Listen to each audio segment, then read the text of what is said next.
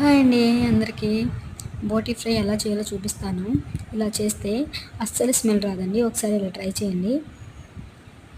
కుక్కర్లో water add చేసి పసుపు ఉప్పు వేసి 8 విజిల్స్ వేయించండి.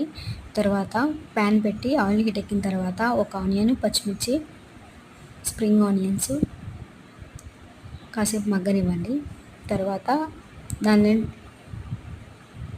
దాన్ని దీనిలోకి ట్రాన్స్ఫర్ చేసి అల్లం వెల్లుల్లి పేస్ట్ వేసి కాసేపు మగ్గనివ్వండి. కాస్త గరం మసాలా, కారం వేసి ఒకసారి తిప్పండి. తర్వాత ధనియాల పౌడర్ యాడ్ చేయండి. ఇప్పుడు చూడండి ఎంత క్రిస్పీగా బాగుందో. కొద్దిసేపు ఆగిన తర్వాత